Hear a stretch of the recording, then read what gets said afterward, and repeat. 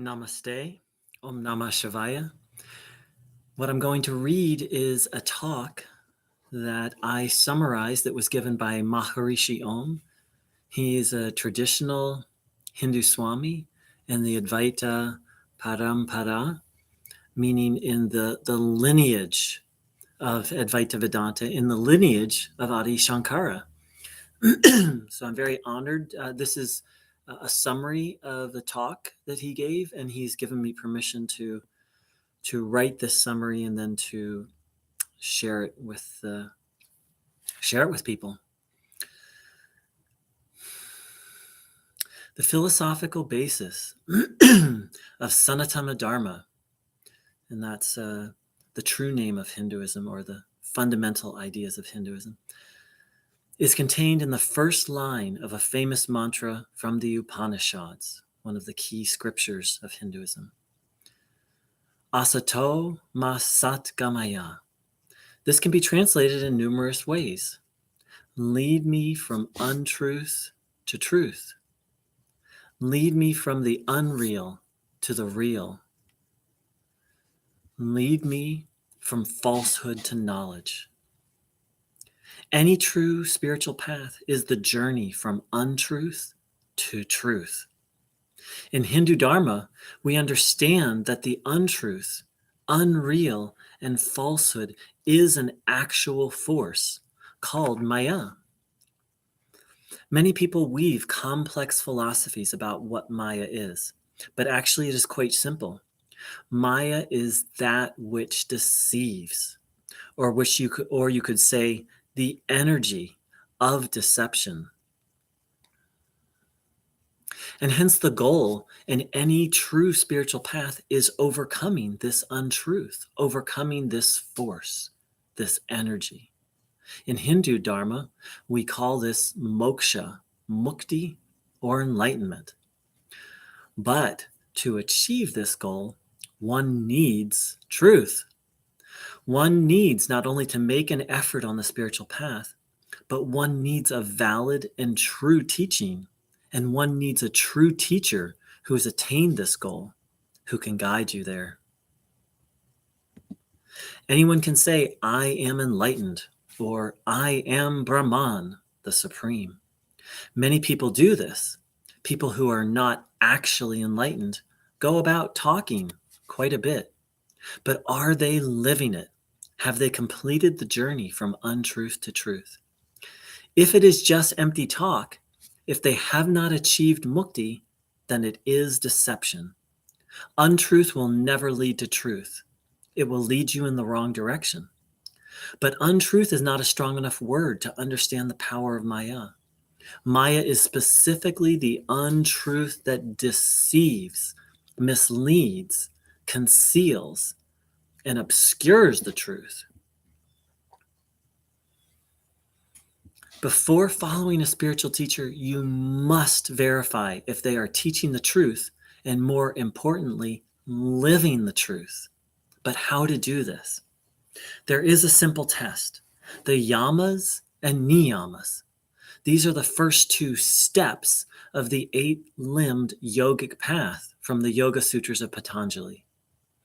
Anyone who's truly living the yamas, which are ethical restraints, or ethical, you could say, rules, and the niyamas, which are positive observances, or a righteous or saintly way of life. Anyone who is truly living these is free of Maya. Anyone who is not, meaning not free of Maya. No matter how flowery their words, no matter how many spiritual concepts they say, no matter how well versed in the scriptures.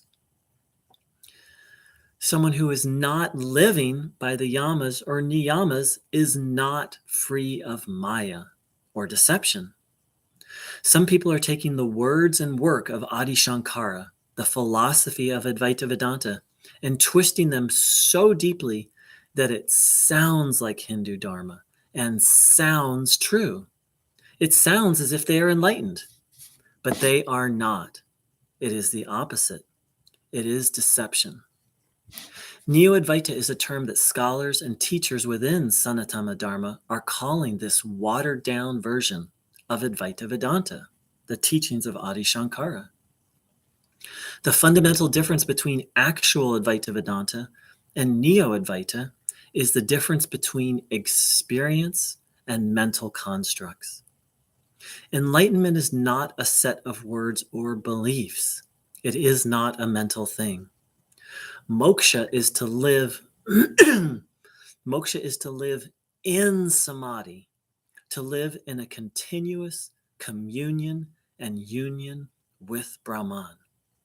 And then the results of moksha are mukti, are an ethical, harmonious life of non-attachment to worldly things.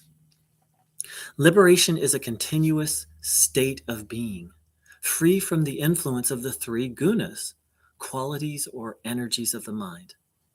The gunas still exist in a liberated soul, but they do not move, rule, control the one who is liberated. The gunas are subtle.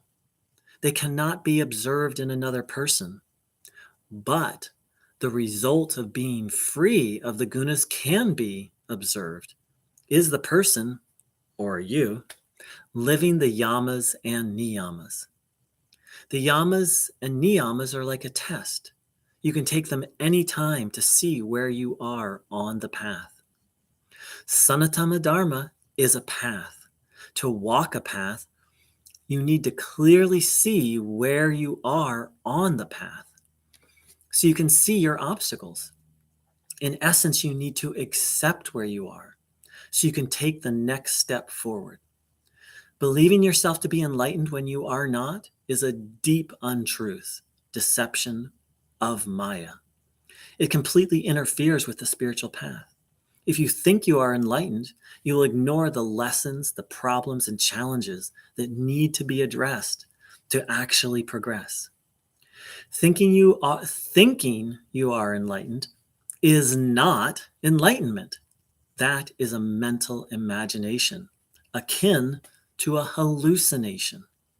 Perhaps it is Maya's most subtle trap.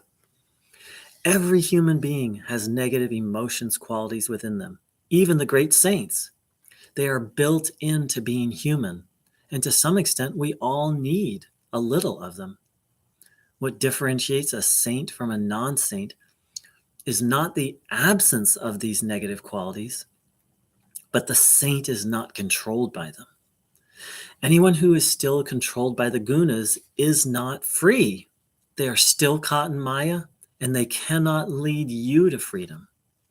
That is why a true guru is needed, one who has risen above, because Maya is subtle. Maya is powerful and cunning. Only one who is truly freed can lead another to freedom. Anyone can talk about spiritual topics, but on the topic of liberation, only one who has completed the path is qualified to speak. And if liberation is your goal, or at least to reduce suffering, you need to respectfully, yet carefully, observe a potential teacher to see how they live, not just how they talk, to determine if they are still caught in the materialistic pull of the three gunas. Om Namah Shivaya.